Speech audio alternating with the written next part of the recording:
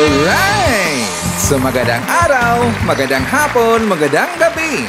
Depende ho yan sa time zone ng ating lugar at sang sulok man tayo ng ating mundo. Sana sa mabuti tayo na kalagayan at walang sakit-sakit ang lahat. Sa makababayan nating OFW at makababayan natin na nandyan sa Pilipinas, mabangpalang araw sa ating lahat. Okay, so makababayan ko, well, tuloy-tuloy lang tayo sa ating kababalita dito ng mga tamang balita at sagutin ang maling information na ipapakalat ng mga fake news peddlers na mga anti-Marcos, lalong-lalo na doon galing po sa mga bangag ng mga vlogger makabayan. Yes, dapat sila sasagutin. Bakit? Kasi pagkaayaan natin sila na lagi pong naninira araw-araw kay PBBM at sa Marcos Administration. Sa katagalan makabayan, ang kanilang mga paninira ay magtotoo yan sa mata ng ibang tao. So dapat sila sasagutin kasi ang bagong Pilipinas, bawal po ang mga sinungaling. At syempre, kasama nyo pa rin si Sir Ivan, ang pinakabolol na vlogger sa balat ng YouTube, pero bibigay sa inyo ng mga totoo at mga preskong balita na kinukuha natin sa nagkapitbahay na social media.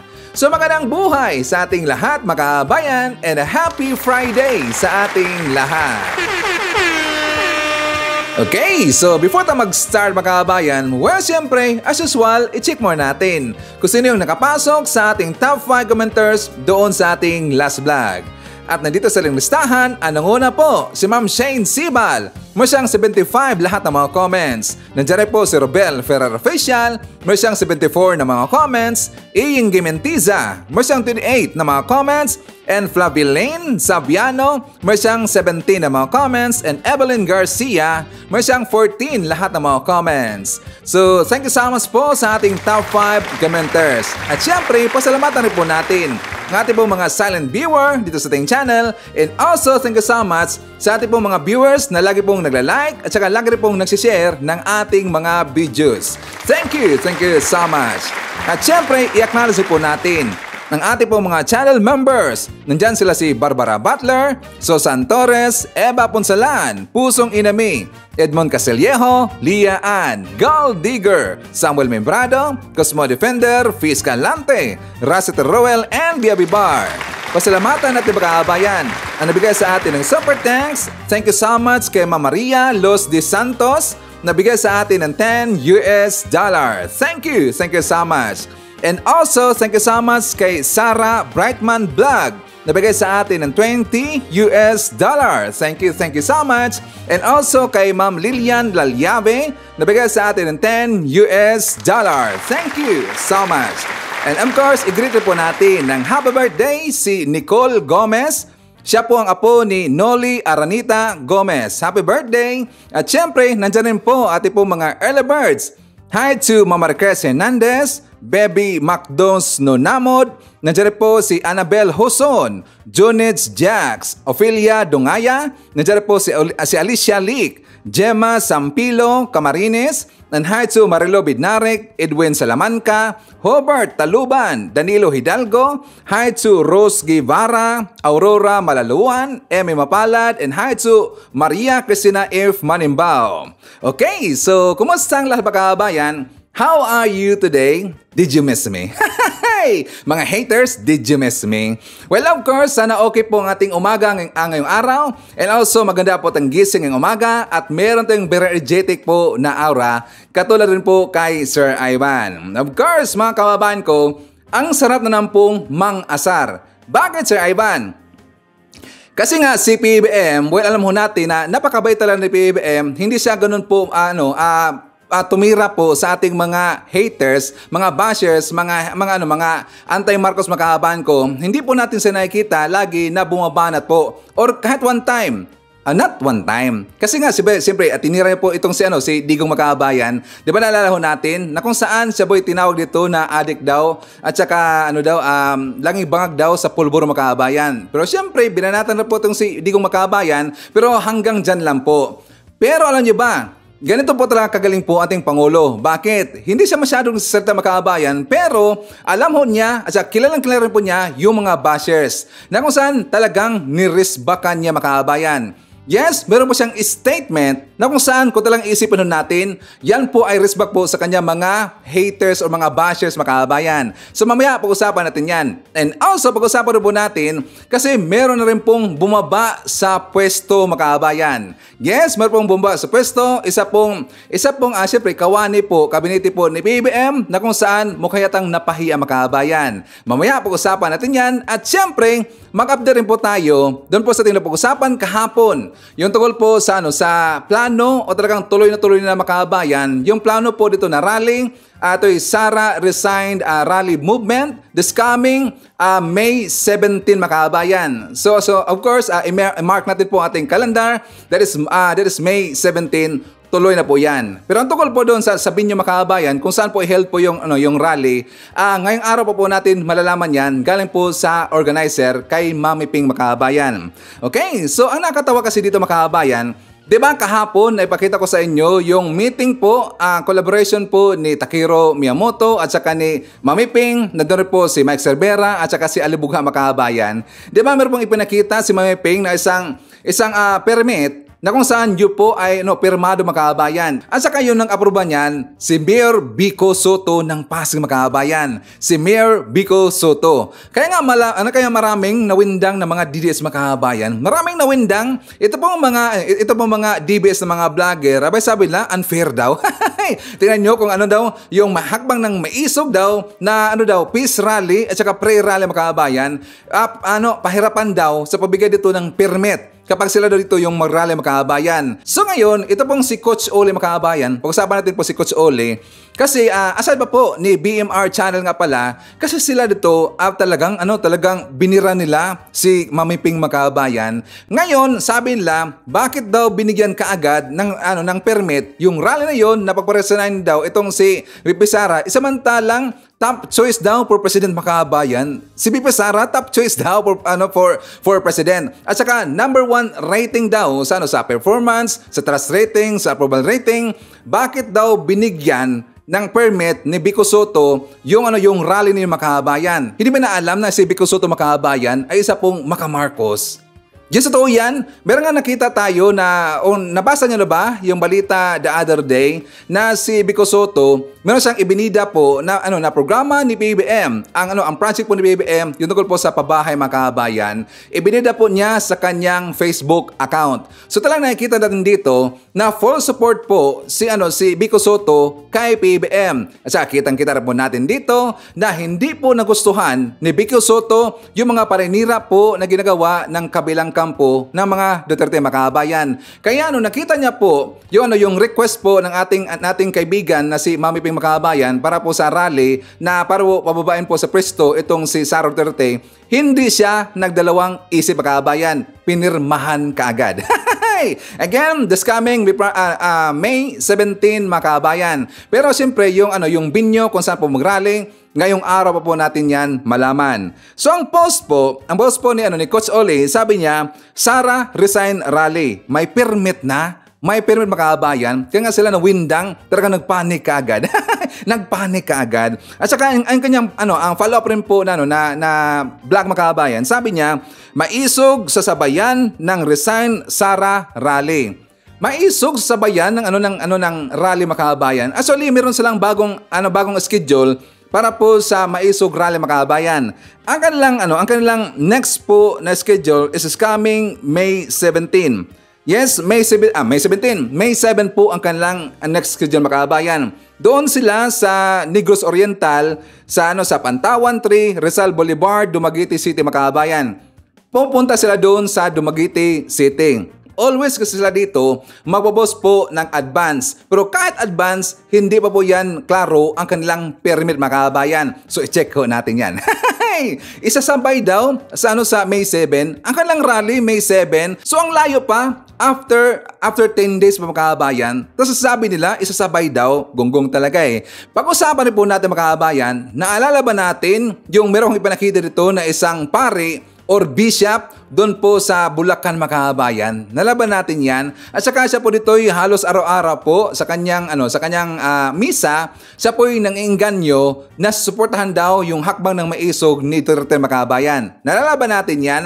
Meron pong nalaman si Sir Ivan. Kasi nga may nagsumbong naman po sa atin, kasi nga makaabayan, hanggang ngayon, yun daw si Father Perez ay nang-inganyo pa rin po sa hakbang sa rally o nang-inganyo pa rin po sa kanyang mga attendees doon po sa kanyang misa makaabayan. Hinikayat sila na na suportahan daw itong hakbang na maisog ni Duterte. At saka marami siyang sinasabi ng makaabayan na bakit daw kinansel ito? Sunopress daw ang kanilang rights, ang Bill of Rights na na karapatang magsalita, magpahayag daw ang kanilang mga damdamin, kanilang mga saloobin. Sinupress daw ng gobyerno. Isa po yan sa kanyang topic doon sa kanyang misa makaabayan. Kaya nga napuno na ngayon ating viewer kasi siya po mismo taga doon makaabayan. At meron siyang ibinigay sa akin na information na kung saan ito naagulat at dapat talaga natin pong babalatan po ang kanyang pagkatao makaabayan. Meron po tayong revelasyon na talaga pong nagulat tungkol po dito sa pari na ito makaabayan. At syempre, pag-usapan po natin yung mainit pa rin po na issue tungkol po sa isang Expedia agent na si Jonathan Morales kasi nga pinupulbos na siya dito ng gobyerno at sa kapatid po ng mga Marcos makaabayan. At syempre, marami pang iba. Alam po si Sir Ivan, marami itong binibitato ng mga pasabog every time na maglalabas tayo ng mga bagong balita dito sa ating channel. Okay, so before tayo mag-start makaabayan, syempre, kumustahin muna natin ang ating pong mga pinalangga na mga legends, ang ating mga senior citizen. Hello po, kumusta? I'm hoping na sana nasa maayos tayo na kalagayan. Nandiyan po kasama natin ang mga pinalangga natin na mga Marcos loyalist. Nandiyan po kasama natin yung mga DDS na mga matitino. Nandiyan po kasama natin ngayong araw ang mga Pinklawan at saka yung mga Dilawan. At siyempre, i-acknowledge po natin at saka pasalamatan natin at saka i-welcome natin ating po mga bagong viewers, mga bagong pasok sa channel. Welcome to the family and thank you po for appreciating our channel. At saka siyempre, thank you so much nga pala sa ating mga bagong subscriber. Thank you po sa pag-subscribe dito sa ating channel. And also, please don't forget to like always at saka i-share po natin ang ating pong video makaabayan para marami po tayo matulungan po ng makababayan na nabulag dahil po doon sa mga pinagagawa ng kabilang kampo makaabayan. Okay? So anyways, as usual, before po tayo pumunta doon sa mga mainit na mga issue, mga katangahan po ng ibang mga vlogger makaabayan, dito muna tayo po sa good news. So for more details, let's watch this. Hinasinayaan naman ni Pangulong Ferdinand R. Marcos kahapon sa Malacanang ang paglulunsad ng commemorative stamps bilang pagdiriwang sa ika-50 anibersaryo ng paglagda ng Labor Code of the Philippines sa pagdiriwang ng ika-100 at 22 taon ng pagdiriwang ng Araw ng Paggawa. Kabilang sa mga dumalo sa unveiling ceremony ay sina Executive Secretary Lucas Bersamin, House Speaker Martin Romualdez, Labor Secretary Bienvenido Laguesma at Postmaster General Luis Carlos. Sa kanyang talumpati, muling pinagtibay ni Pangulong Marcos ang commitment ng pamahalaan sa pagsusulong ng karapatan at kapakanan ng mga manggagawa.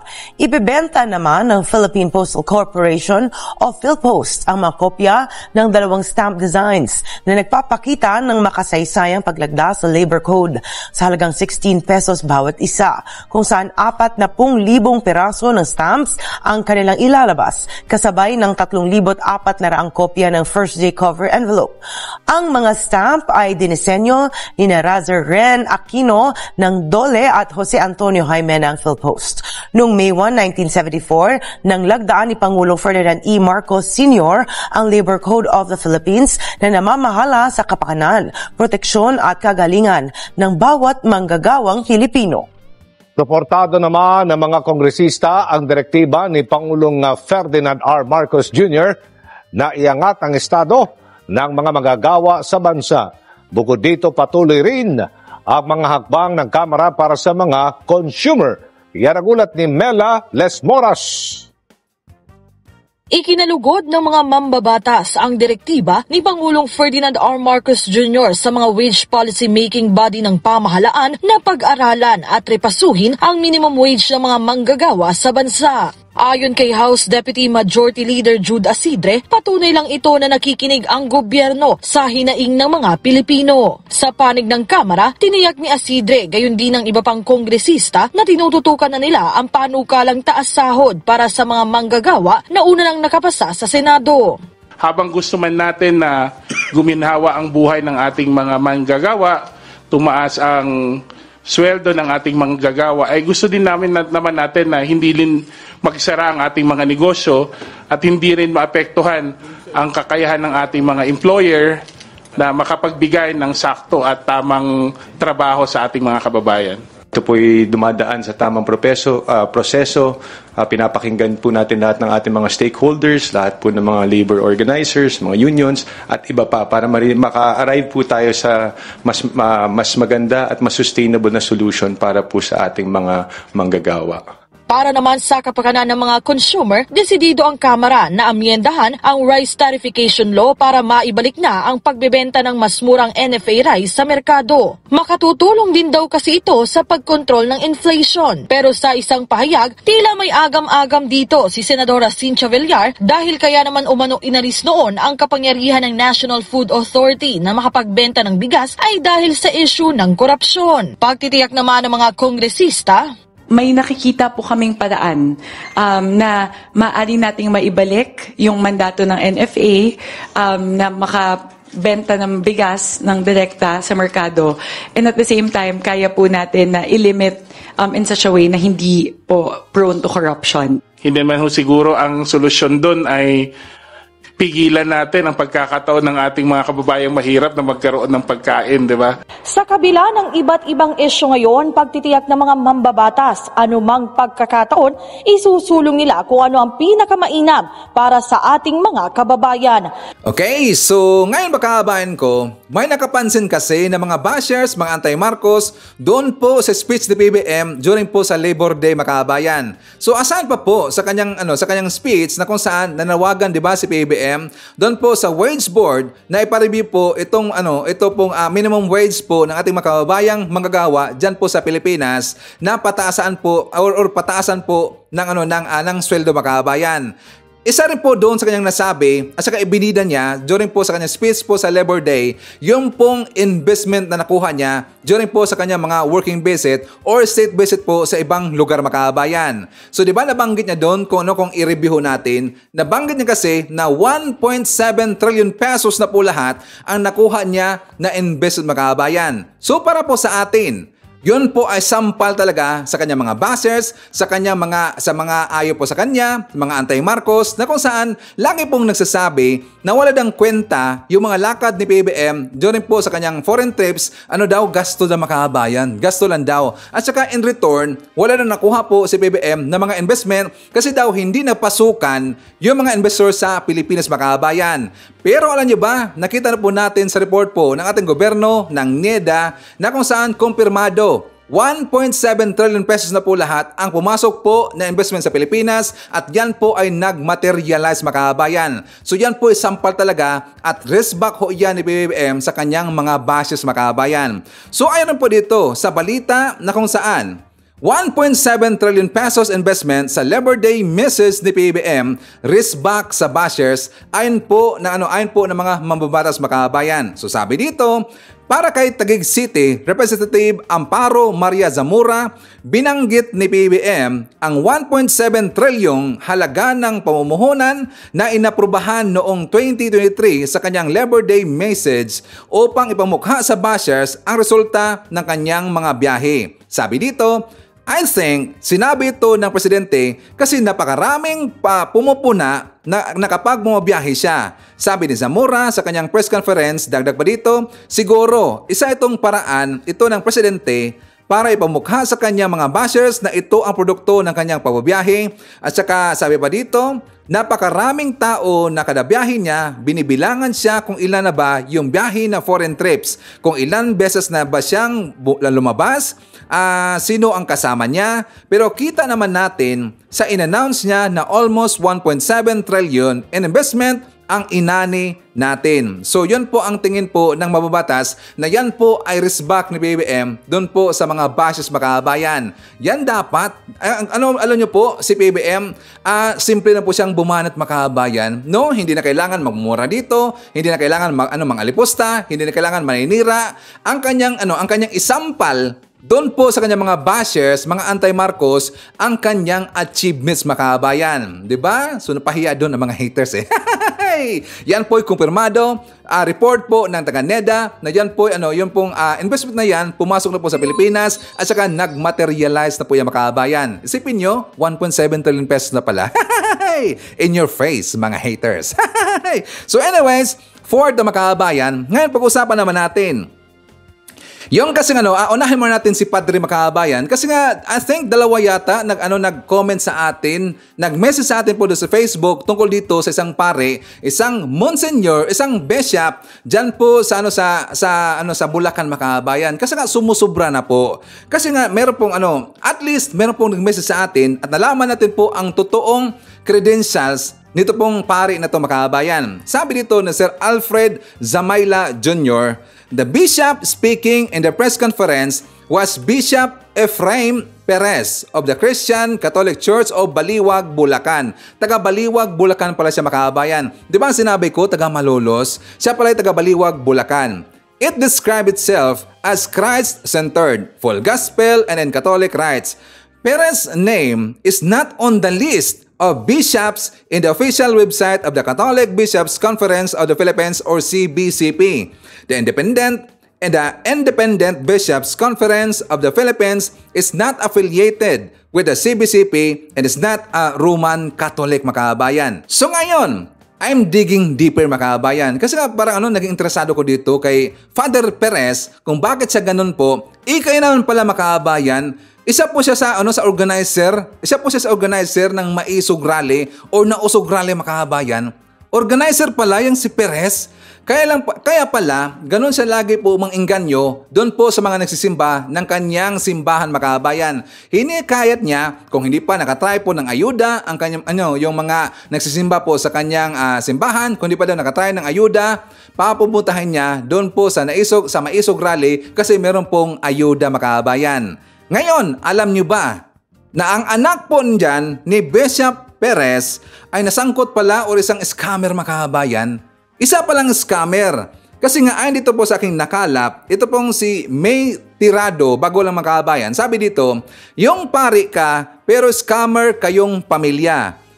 Consenti pa more, Bishop Ephraim Perez. Itago mong mabuti yung anak mong si Delisa Perez, mabubulok din yan sa kulungan. Bakit lumabas po yung storya ng Makabayan? Kasi ayon po dito, sabi dito si Delisa Perez Domingo, yung anak po ni Bishop Ephraim Perez Makabayan, sangkot dito sa 268 million worth of investment na nawala na parang bula. Baka nakita nyo po sila or kinukontak po kayo. Huwag na po kayong dumagdag sa 470 investors na nasira po ang mga buhay at pangarap. Kung nakita nyo din po sila, please let us know.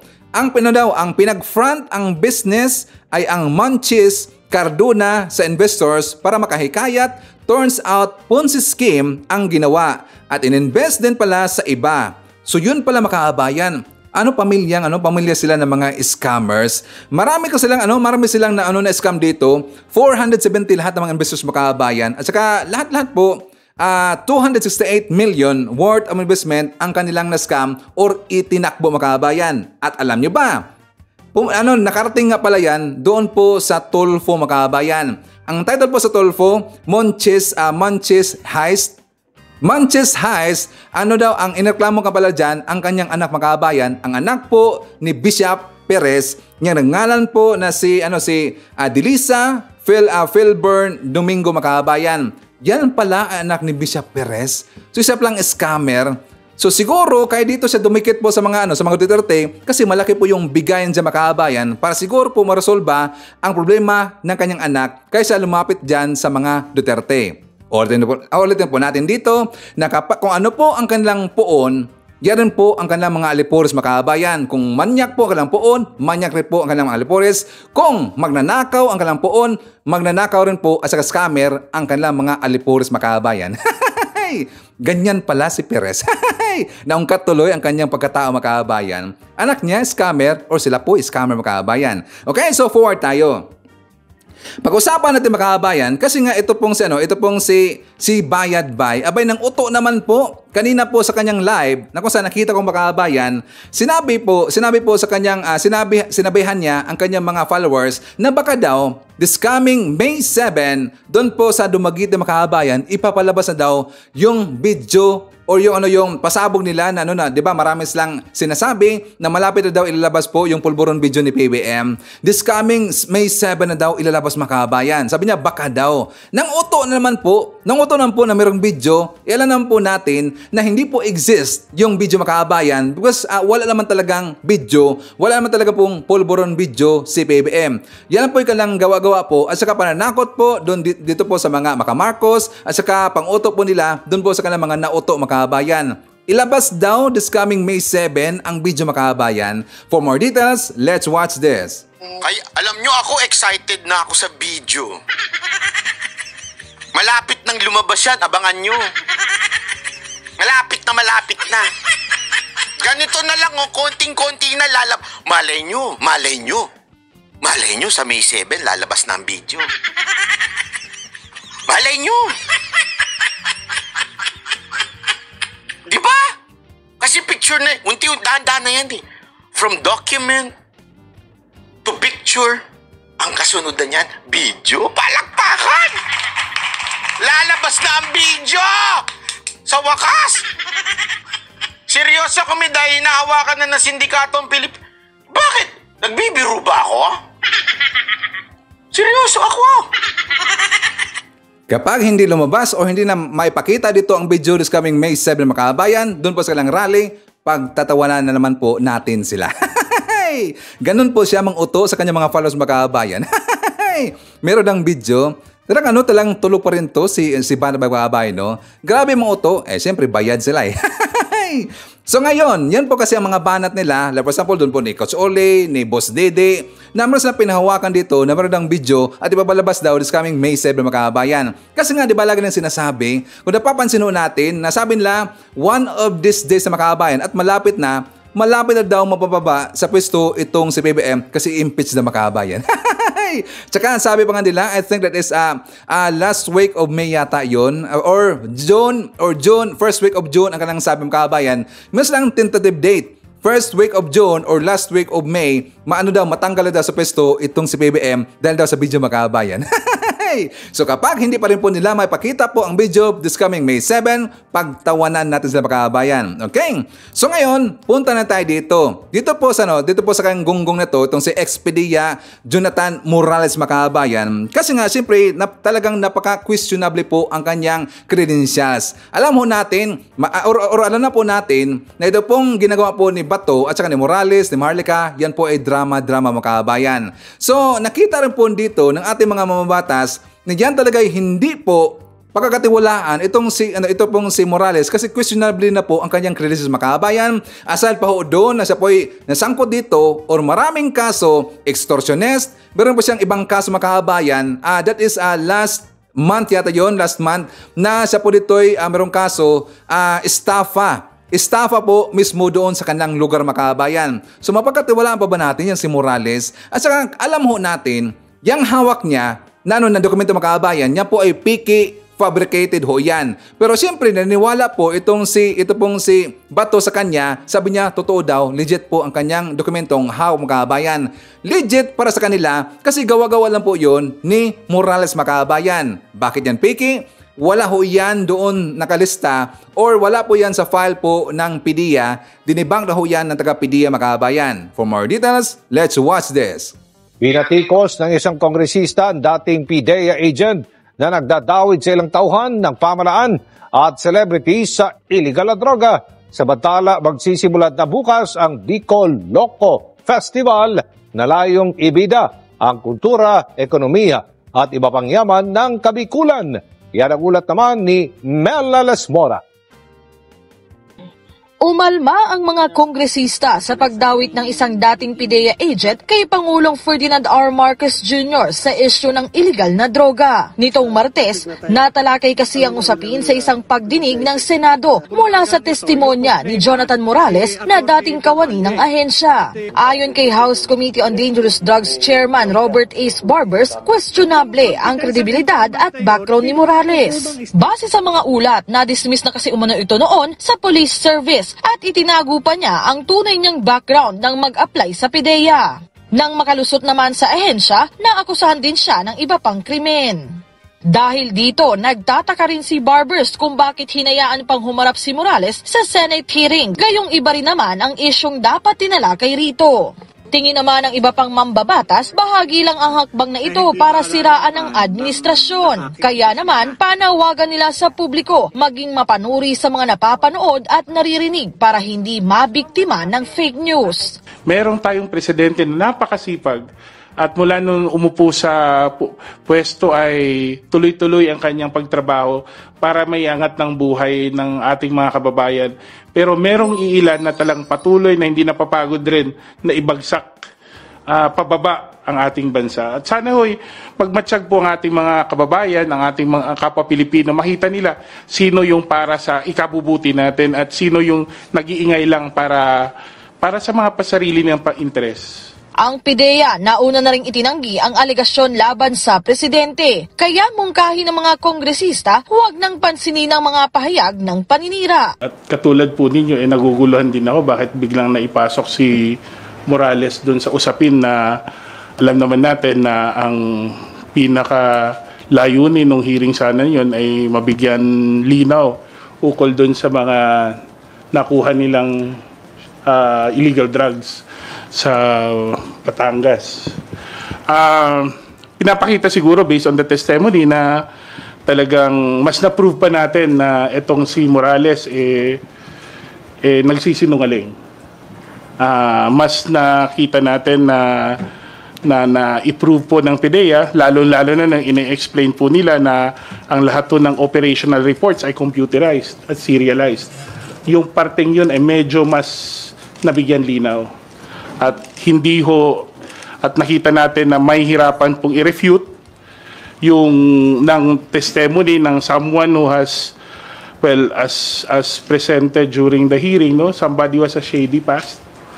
And I think it becomes even clear now na itong mga pangyayaring ito ay,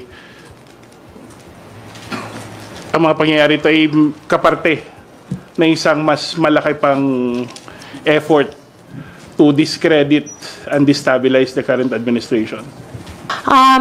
Base kasi dun sa hearing kahapon, yung dokumento na pinresenta ni Morales, sinabi naman nga ni Kong Jude at sinabi din ng PIDEA na wala naman siyang control number. So it's not in any record. Wala sa kahit anong record ng PIDEA yung ganong dokumento. So obviously, the document doesn't exist. But kahit na sinasabi niyang it exists ni Morales, pag binasa mo naman ho yung address, para sa akin, wala naman ho atang ganong address. There was a unit number, tapos nakasulat na lang Rockwell, Makati. Kahit sino sa atin, kahit pumunta tayo ngayon sa Rockwell, wala tayong mahahanap na ganong address. Sure po ako. Wala pong naka-indicate na kahit anong building, kahit anong kalye. So, para ko pong sinabing number 7, Quezon City, ganun po ba yun? Totoo na po ba yung dokumento? So, parang medyo, doon po ako nag-aalangan sa dokumentong yon. Yun po. Para sa akin naman po, no, nakakapagtaka din. Tama yung sinabi ni Kong Jude. Nakakapagtaka na bakit po si Morales ay nandoon sa hearing sa Senado, sapagkat ang dapat tatalakayin nung panahon na yun ay yung na-seize na 1.9 tons ng shabu. Pero umabot na pinag-uusapan na yung supposedly leaked PIDEA documents, which is so easy to fabricate nowadays. Nakita naman natin may mga deepfake ng technology. Napakadaling mag-fabricate ngayon ng mga dokumento. And at the end of the day, yung credibility nung taong nagsasalita, kung saan siya ay natanggal na sa kapulisan dati, Meron din siya mga hinarap na kaso sa or findings sa PIDEA. And then you're gonna have him testify in Senate. And mismong yung PIDEA na, the head of the institution, the head of the agency is already telling you na walang ganun na dokumento. Hindi walang basehan ito, non-existent ito. So, are we gonna believe the agency itself or a former agent na wala namang kredibilidad? Para sa akin, napakadali ng pinagpipilian natin. Talagang tanga po yung na tao kung sino yung maniniwala dito kay Morales Makabayan. Hindi lang magpagkatiwalaan itong si Morales, questionably po ang kanyang pagkatama Makabayan. Marami siyang sangkot po na kaso at marami siyang kaso po na hinaharap Makabayan. Okay? So tungkol po ng sinabi ko, sabi ko, di ba, para mabling nung paglabas niya sa PIDEA Makabayan, na kung saan, di ba, sabi niya, ang file folder niya, na kung saan kasama doon sa pre-operation report, ito pong sila si PBBM at saka si Marcel Soriano Makabayan, na kung saan, di ba, sabi niya na inilagay lang daw doon sa safe area nila o room na ilan na pong tao makapasok ng Makabayan. Inilagay niya daw doon at saka hindi daw niya dinala paglabas ng Makabayan. Wala na siyang dala ng mga dokumento. Pero para sa akin, yan po ay talagang kasinungalingan Makabayan. Bakit? Nung ginawa niya, para sa akin nung ginawa niya yung dokumento na yan, hindi niya inilagay lang doon sa safe place Makabayan. Kasi nga, siyempre, di ba, hinarang ho yan. Hinarang po at saka hindi po yan pinatuloy kasi nga wala pong basihan at wala pong ebidensya na sangkot po sa drogas si PBBM at saka yung alleged di ba sinama pa rin po niya si Marcel Soriano. So nagtataka dito ang kanyang team leader na hindi po yan totoo at saka kaya nga pinesta Makabayan. So ngayon, dinala po niya, dala-dala niya yung dokumento niyan, at saka dinala niya po niya sa kanilang bahay kasi nga nag-isip siya dito, baka magamit niya in the future Makabayan. Kaya nga lumabas siya ngayon at saka meron siyang ipinakita mo dokumento kasi yan po ay dala-dala niya Makabayan at saka noon pa man, yan talaga ay fake at fabricated po Makabayan at wala pong ebidensya na sangkot si PBBM sa doon po sa Rockwell sa isang kondominyo Makabayan na kung saan kasama daw doon itong si Marcel Soriano. Walang ebidensya kaya dala-dala niya Makabayan. So ngayon niya ipinakita, siguro siya po'y kinuntak dito ng Duterte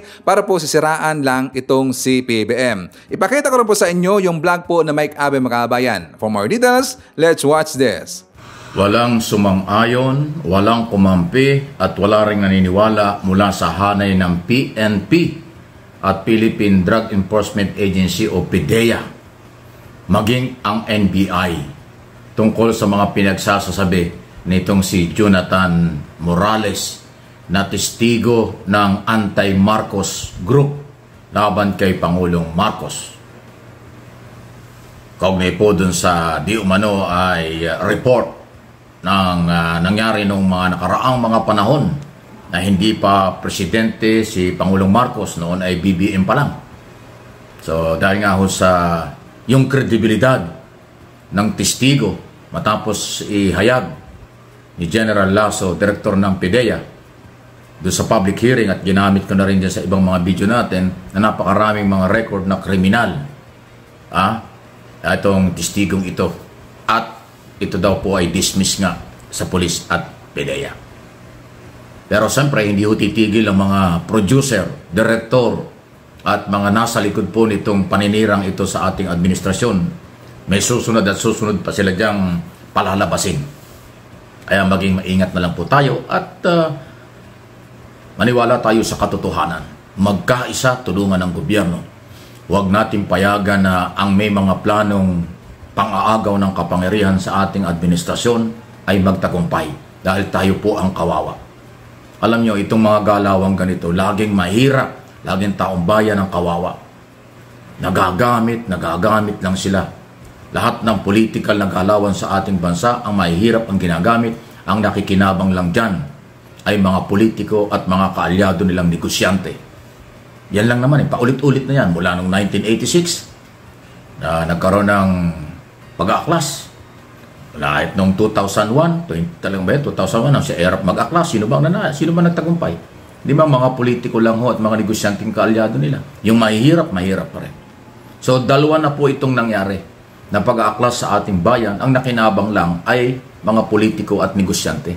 Ang mahirap pa rin until now. O bakit naman tayo sasama pa dyan? Ay maduming politika yan. irespeto natin ang batas. I-ignore ang mga paninira. Kung meron man ho silang, nakita nyo, hindi nyo napapansin. Wala silang dinadalang mga kaso sa korte, kahit ano. Di umano ay sa smuggling, di umano ay corruption, wala silang dinadala. Lahat sa social media. Ayan, social media, wala, hindi naman ho korte yan. Wala po yan. Nangangalap lang yan ng mga marirecruit na maniniwala sa kanila. Pero wala rin hong malinaw na katarungan dyan. Kailangan ang social media gamitin sa paghahatid ng mga tamang impormasyon at pagmamalasakit sa bayan ng totoo. Huwag gamitin ang social media sa paninira sa kanilang sariling interest lang at political interest. Yun ang ginagawa nila. Kaya wala silang naipapile na anumang kaso sa kahit kaninong government official na di umano'y may maling ginagawa. Kasi nga, alam nila, chismis lang ang dala nila. Alam nila, walang dokumentong matibay. Kaya hindi nila madala. Kaya sa social media na lang. Kaya iingat po kayo. Maraming mapanlinlang. Maraming nagsasabotahe. Dahil gusto nilang matanggal ang gobyernong ito at sila ang pumalit. Wala namang ibang ambisyon yung mga yan. Bakit naman tayo magpapapaniwala? Kaya after Morales, itong si Morales nasira na. Kaunti na ang naniniwala dyan. Mga kasamahan na lang nila. After nyan, milalabas pa rin dyan sigurado. Naghahanap at maghahanap sila. Di ba kahapon ba yun, nadulas na si Harry Roque, yung kailang kasamahan? Atty. Harry Roque. Ano sabi ni Roque? Itigil na ninyo yan. Hindi naman talaga yan eh. O, ibig sabihin, nadulas na siya na hindi naman talaga yan ang plano, hindi naman talaga yan ang dapat. O yan, nadulas na siya.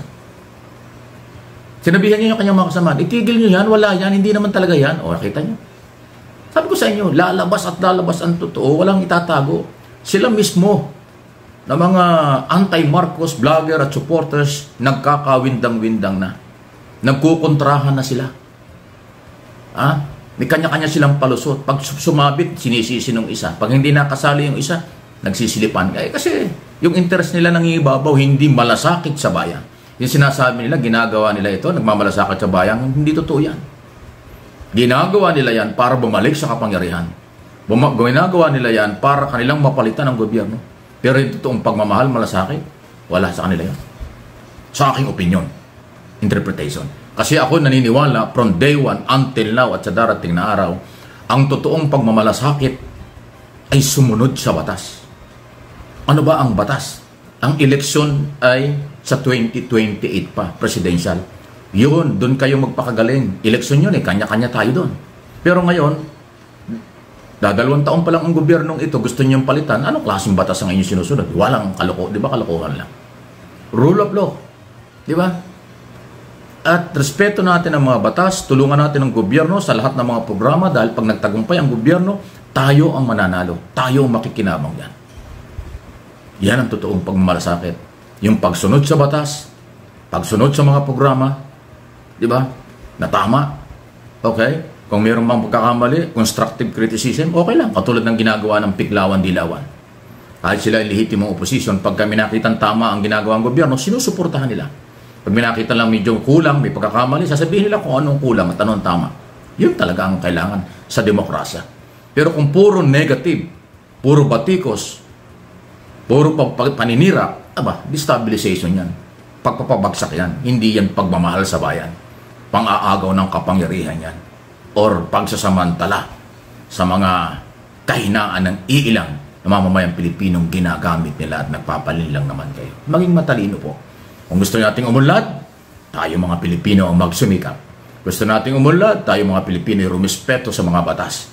Huwag kayong paggamit at huwag niyong gamitin ang kahirapan, ang kahinaan ng tao para sa inyong interest lang. Ayun.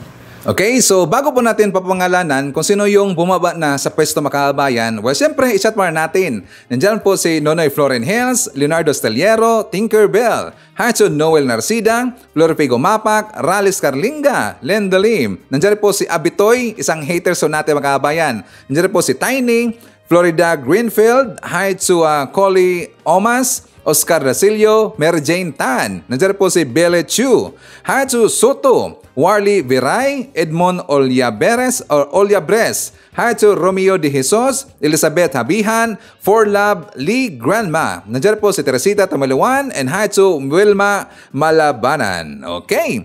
So pagkaaban ko, before nga pala ito pumunta doon sa isang isang government worker, isa pong undersecretary na bumaba na po sa pwesto. Pag-usapan muna natin, ito pong si Gasolito, makabayan. Gasolito. Alam niyo ba yung Gasolito? Pag-usapan ho natin at saka gustong asarin po, itong isang attorney, maka-DDS at saka makakibuloy rin po makabayan. Sina Sir Ivan, si Attorney Topacio. Gusto ko lang pong i-congratulate si Attorney Topacio kasi nga naligwak po ang kanyang kliyente makabayan. Nakulong po for life. Si Dennis Cornejo makabayan. Kasi nga si Attorney Topacio, alam ho natin yan, talagang mapanira yung makabayan. Binabati ko sa lagi ito si PBM. Kasi siya po isang maka-DDS, isa rin po siyang makakibuloy makabayan.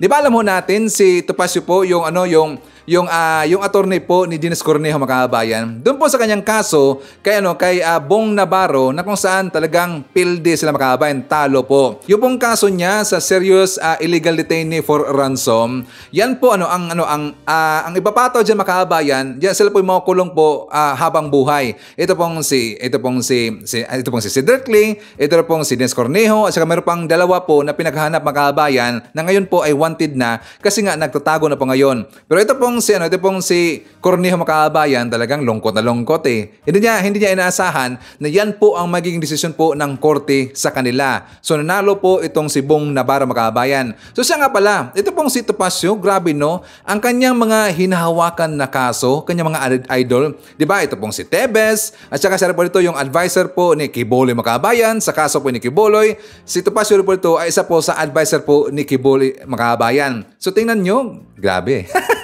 Mukhang pera talaga itong Tarang gusto niyang hawakan yung mga medyo high-end po na mga kaso makabayan. Alam ni Topacio Kaya kaso po ito kay Bong Navarro versus dito kay Cedric Lee.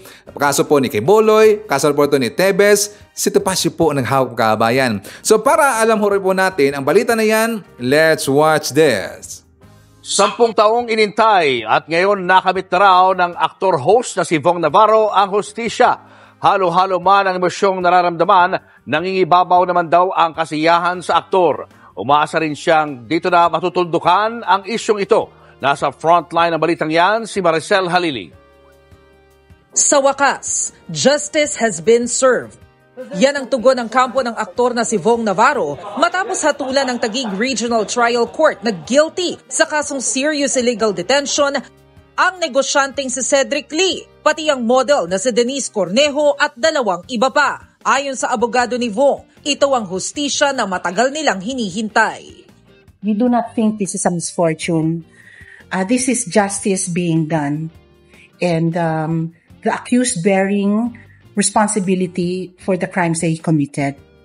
Wala si Bong sa promulgation sa Taguig RTC kanina, pero agad siyang tinawagan ng kanyang mga abogado matapos i-anunsyo ng korte ang desisyon. Umaasa raw ang actor-host na dito na matutuldukan ang issue. He's very, very happy above all, but it's still parang there's a mixed feeling dito because it has been, ang tawag nito, roller coaster ride. Diba? So, he's still assaulted by a lot of bad memories about what has happened. Taong 2014 nang sampahan ng kaso sina Cedric, Denise at dalawang iba pa dahil sa ginawa umano nilang pangingikil at pambubugbog kay Bong. Pinalalabas daw kasi ng kampo ni Cedric na kaya nila pinadetain si Bong ay dahil nahuli siyang nire-rape di umano si Denise. Pero mismong korte na raw ang nagsabi, nakakapagduda ang komento ni Denise. Iba rin daw ang mga komento ni Denise sa mga nakita sa CCTV footage. The CCTV footages, for example, belie the fact that rape happened. Even if Denise Cornejo says, for example, na she was shocked, that is her testimony. She was shocked, she was crying, etc. But the CCTV footages actually belie it. She was not crying. She was even smiling. She was walking very slowly. Nakapagpabigat pa raw sa kaso laban kina Cedric at Denise ang serious physical injury kay Bong Navarro kung saan kinailangan pa ng medical surgery ng aktor dahil sa tindi ng bugbog. Mabigat na ebidensya rin umano ang text messages ni Cedric kung saan hiningan niya ng ransom money si Bong. Sa ngayon, wala na raw pending cases kaugnay sa issue, maliban na lang sa apela ng kampo ni Denise at Cedric matapos silang hatulang guilty ng korte sa kasong grave coercion noong 2018. Para naman ito sa pagpilit kay Bong na pumirma sa police blotter at aminin umano ang panggagahasa kay Denise. Pwede pa rin daw umapela ang mga akusado sa kasong serious illegal detention. Pero dahil non-bailable ito, sa kulungan na sila maghihintay. Again, congratulations po kay Gasolito, Attorney Topacio, kasi talo po sa kaso Makabayan. Diba, Topacio, magtino ka na. So anyways, for the Makabayan, pag-uusapan na po natin kung sino yung bumaba na sa pwesto. Ito po, naalala ba natin yun, si Attorney na taga Cebu City Makabayan, si Attorney Elaine Bathan. Kung maalala ho natin, di ba siya po yung yung sinabi ko sa inyo, na siya po ito yung nabibigay po ng advice doon po sa programa po ng Bisaya na kini ang akong soliran Makabayan. So in English, this is my problem. Kini akong soliran kasi nga noon po ang talagang original po na nag-advise po diyan sa programa na yan sa Bisaya Makabayan o radio program na yan, 'di ba si Attorney Abogada Lourdes Libres Rosaroso. So ang pumulit diyan Makabayan kasi nga 'di ba namatay na po si Attorney Abogada, ito pong si Attorney Elaine Bathan. So ngayon, si Elaine Bathan Makabayan, diyan po siya sa hindi po nakakaalam, siya po yung undersecretary po dyan po sa Department of Tourism sa Cebu City. So siya po yung under po ni Secretary Frasco Makabayan. Kung maalala ho natin, di ba siya po yung binakbakan dito ng mga DDS, talagang kinuhig sa Makabayan. Kasi nga, nag-post kasi ang kanyang kaibigan po na ito pong si attorney rin po, Attorney Regal Oleva, Oliga Ribal Makabayan. Doon po kasi parang hinambog sila. Nagyabang kasi sila kasi ito pong si Bathan, mas inuna pa niya ang kanyang kaibigan po, yung pong si Regal, na kung saan nandun po siya kumain sa Japan Makabayan at hindi siya marunong gumamit po ng Google Translate kasi nga nahirapan siyang kumain doon Makabayan kasi nga nung nakalagay doon sa mga pagkain Japanese kasi. So ngayon, kinontak niya ito pong si Bathan at saka nagpaturo sa Makabayan. Ngayon, in-stop lang po ang kanyang meeting, nag-skip siya sa kanyang meeting, para nag-recess siya, para lang po turuan ang kanyang kaibigan, ito pong si Regal Oliva Makabayan. Ang problema, ang kanyang conversation, pinost na doon sa Facebook. Kung maalala ho natin, di ba sinabi ho yan ni Regal Makabayan? Sabi niya, "Ma, meeting ka?" Sabi ni Elaine Bathan, "Yes, ma." Sabi po ni Regal, "This is more important." Sabi ni Elaine, "Wait, I will call for a recess." Nasa meeting siya na napaka-importante po na meeting Makabayan, pero nag-skip siya, nag-recess siya para lang po tuturuan po ng Google Translate ang kanyang kaibigan. So sabi pa niya, "Ma, kabalo na ko. Alam ko na po kung paano gumamit ng Google Translate." Sana nakakaiyak daw o maiyak sa Makabayan. So sabi doon ni Elaine, "Ha, feeding you in Japan is more important than matters of national concern." Dyan po nawindang kami Makabayan. Kahit ako, talagang magalit ko dyan. Mabasa ko yan, yung message na yan. Kasi ito pong si Elaine Bathan, nagtrabaho kasi siya sa gobyerno Makabayan. So dapat ang unahin niya, priority niya ang kapakanan po ng taong bayan. Kasi siya po ay isang public servant Makabayan. Ngayon, in-skip niya yung pagiging public servant para lang po tuturuan ng Google Translate ang kanyang kaibigan, yun pong si Regal Oliva Makabayan. So doon po siya tumambling, ito pong si Attorney Elaine Bathan. Hanggang nakita po ni A.B. Jugalbot, ito pong isang rabbit po na DDS, si Jugalbot Makabayan. So hanggang pumasok na po dyan, ito pong si Sas Rogando Sasot, sila si Joey Cruz, sila si Peebles. Kasi nga siyempre, kasiraan po ni BBM, ito pong si Elaine Bathan, ang kanyang ginawa po. Kasi nga siyempre, undersecretary siya sa gobyerno po, dyan po sa Department of Tourism. Ginamit nila dito po yung problema po ni Elaine Bathan para po sisiraan nila si BBM. So ito na po ang balita Makabayan, kumpirmado na ito pong si Elaine Bathan, bumaba na po sa pesto. For more details, let's watch this. Nagbitiw na si Tourism Undersecretary Elaine Bathan sa kanyang posisyon, pero dahil sa kanyang resignation, posible kayang may kinalaman sa nakaraang issue nito sa pagiging loyal friend kaysa maging loyal government official? Para usisain ang buong detalye, makasama natin si Yam Ocampo. Bumaba na sa pwesto si Tourism Undersecretary for Legal and Special Concerns Elaine Bathan. Batay sa isang ulat, naghain ng resignation si Bathan noong April 26 at epektibo nitong April 30. Wala namang dahilan na binanggit sa kanyang pagbaba sa serbisyo publiko. Pero magugunitang binatikos ang opisyal matapos ipagyabang ni Mandaue City Treasurer Regal Oliva na ipinatigan ni Bathan ang isang mahalagang meeting para sa kanya. Tinulungan kasi ng bumitaw na tourism exec na mag-Google Translate dahil naghahanap si Oliva ng makakainang restaurant sa Japan.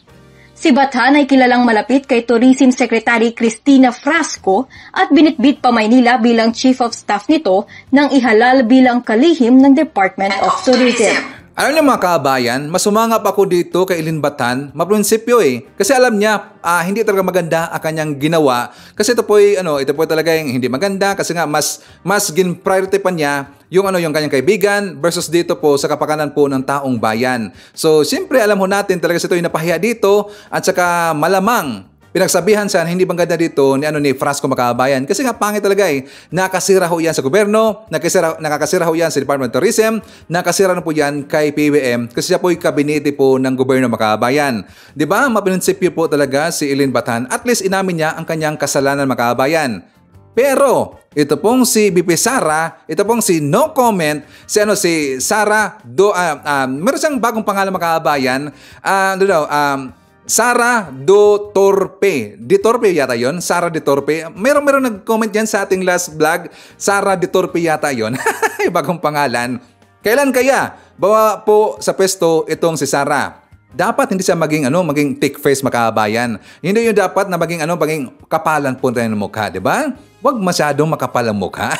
Alam mo natin, siya po'y incompetent. Hindi na po siya nagtatrabaho diyan sa secretary sa DepEd bilang isang deputy secretary. At saka 'di ba binati ko sa ngayon ng mga mabatas dan po sa Senado at sa Kamara kasi during po sa kanyang mga hearing Makabayan, hindi po napapakita itong si BP Sara. Palaging absent Makabayan. Saan kaya? Baka nandun po sa kanyang basketballista. Sa bumaba ka na. Dapat meron kang prinsipyo. Kasi alam ho namin na hindi ka na po gumagana dyan po sa sekretary, naging lazy ka na, incompetent na po ang iyong job performance. So dapat, I think it's safe to say na siya po mo'y bababa na sa pwesto Makabayan. Okay? So agree ba tayo? Amen.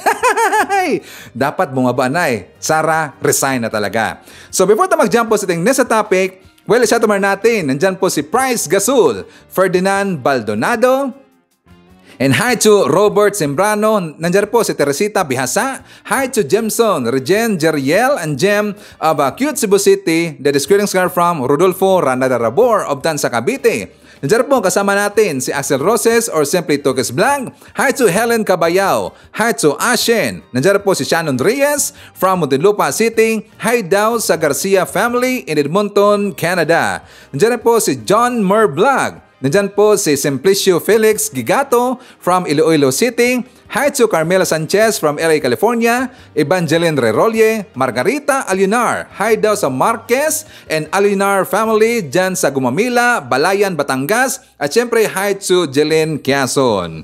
Mga kababayan ko, ipapakita ko sa inyo yung vlog po na Atty. Claire kasi dito po natin malalaman na kung saan may napansin kasi si Atty. Claire Makabayan doon po sa hearing na ginanap at saka hinawakan po ni Bato yung tungkol po sa PDLX Makabayan. Si Atty. Claire na po dito ang nakapansin. For more details, let's watch this. Kasi ganito, actually na-take up na natin siya, partner. Pero at ipinaliwanag. Pinaliwanag na natin to. Pero habang pinanunood ko siya, partner, nakikita ko kasi, mga kayubi, just kung napanood niya to, siguro mga ilang beses ko itong pinanood kasi gusto kong basahin yung mga tao doon. Nag-a-analyze tayo dito, hindi lang tayo basta nagko-comment, ina-analyze ko yung mga tao doon. Pansinin mo yun, partner. Ito ay napunta sa committee ni Senator Bato. Diba? Which is, siya yung chairman ng Public Order and Dangerous Drugs. Yeah. Okay. Oo. Pero, habang nung una kong pag-a-analyze to, hindi ko pa to napansin, partner. Pero, habang pinanunood ko siya, tingin ko, kung dito man mapupunta na committee itong issue na to, hindi na dapat si Senator Bato ang nag-lead, partner. Sana inassign na lang niya sa vice chair niya. Diba? Bakit? Kasi partner, ito hindi ko to nakita nung una. Pero, tingin ko dapat hindi siya kasi may conflict of interest siya. Si Senator Bato. Bakit? Diba? Kasi, itong si dating Pangulong Duterte, siya yung unang nag-leak sa prayer rally na meron PDEA records siyang nakita. Di ba? May PDEA record. So, syempre, saan yung PDEA records na pinasinungalingan ng PDEA? Di ba? Fake. Hindi yan totoo. Walang lumalabas. Di ba? Pero makailang ulit niyang sabihin na nakita niya tong record na to at that time na mayor pa lang siya. Okay. Ito, ako, sa sarili ko, kinwestiyon ko rin kung totoong may nakita ba siyang PDEA records. Bakit, partner? Kasi yung PDEA records na yon, it pertains to PDEA doon sa Makati. Makati. Kasi ang subject place nila, ang designation ng area nila is yung operation ng area of operation nila is Rockwell. Makati yan, partner. Kung 2012 Mayor Duterte, ano ang kanyang papel para i-leak sa kanya ng PDEA yung sinasabing dokumento? Wala siyang papel. So, questionable na yung jurisdiction. Sino ka para pakitaan ka ni PDEA? Especially kung controversial to. Tas hindi ka naman ang Pangulo. Diba? Isa yon. So, siguro kung Pangulo ka na at that time, no question. Kaya mag-report sa PDEA. Pero para mag-report sa PDEA na time na mayor ka pala, that's 2012. Diba? Wala kang papel dun. Saka sinabi naman niya pala, mayor siya at that time. Nung nakita niya. So, parang walang karapatan kang makita to. At ang binabanggit nga doon sa report part, ang lugar na pinangyarihan hindi sakop ng kanyang AOR, napakalayo. Diba? Dito sa Metro Manila. Makati. Tapos Davao. So parang sino ka nga? Oo nga. Diba kung ako mag-ooperate. Kahit sino talaga. At confidential yan, ay hindi ko muna ipapakita. So ngayon, bakit nagkaroon ng conflict of interest si Senator Bato? Magkaibigan sila ni Pangulong Duterte. Pero siya yung chairman ng Senate Public Order and Dangerous Drug Committee. O di pwede niya ipasok sa Vice Chair. Mag-inhibit na siya. Mag-inhibit na siya. Para? Pagbigyan niya yung Vice Chair niya. Para hindi magkakaroon ng kulay. Okay. Bakit? Ito kasi yung nakikita ko. Kasi sabi ko, haba ito pinapanood ko. Unang di ko napansin eh. Sa nakikita ko, masyado mabait pa nga si Senador Bato doon kay ex-PDEA agent. Mabait siya. Not to the point na kahit hindi niya tinatanong, ang nakakapagbigay pa ng tanong, si Jonathan Morales, doon si ibang resource person. Diba?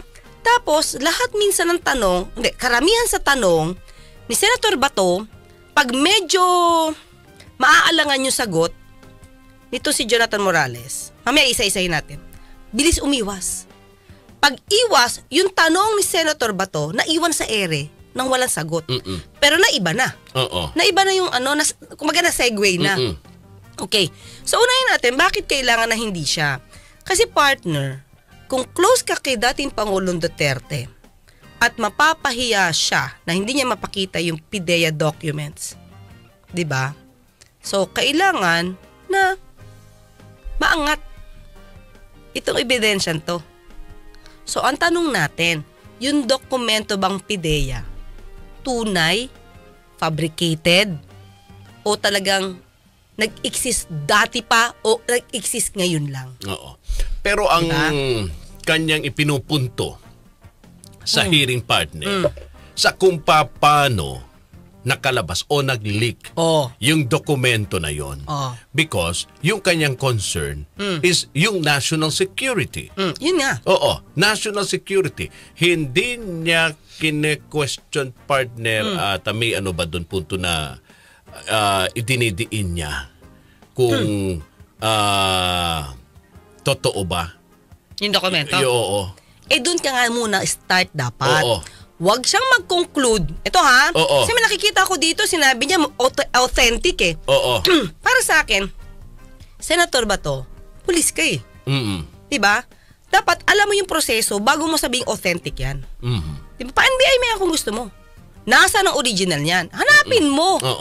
Diba? Tapos sabi mo, in-email lang doon sa isang vlogger. O di ba alam mo, paano in-email? Kanino galing? Ang dali-dali mo naman malaman yan eh. Bago siya magsagawa ng investigasyon. Ng hearing. Diba? Ang dami naka-bitin na tanong. Diba sabi mo nga, ang gusto niya malaman kung paano nag-leak. Partner, ito pa lang sige. Pag nandun ka na sa question na paano nag-leak, you mean to say, may dokumento. So, nandoon na yung premise at yung parang conclusion na itong dokumento to nag-i-exist. At authentic.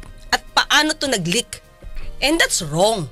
You have to prove muna kasi may isang grupo, yung PIDEA, na kahit anong gawing tingin nila sa records nila, wala.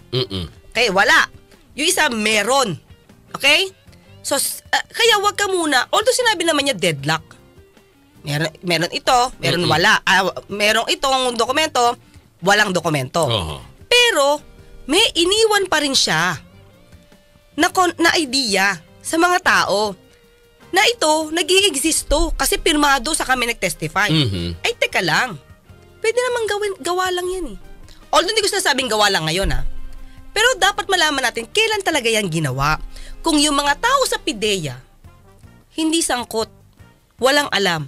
Okay, partner, bakit? Una, sa dokumento, lahat lang nakampirma, si Morales lang. Walang ibang involved. Diba? Doon pa lang, diba? Doon pa lang, mag-question ka na. Okay, una, partner, sabi niya, pinag-usapan dito na nanloko daw itong si Morales kasi dismiss na daw sa PNP. Pero nakapag-pa-appoint pa sa PIDEA. Diba? So, ang tanong, hindi kasi tinuloy eh. Pag medyo makukuha na ni Senator Bato, hindi niya na tinutuloy. Sabi niya, hindi ako nagsisinungaling kasi kung hindi ko alam na dismiss ako from the PNP. Tapos nagpa-appoint siya sa PIDEA. Sa unang tanong ni Senator Bato, paano naman napaka-highly irregular niyan na hindi mo malalaman dismiss ka? Sumusweldo ka ba? That's the point partner.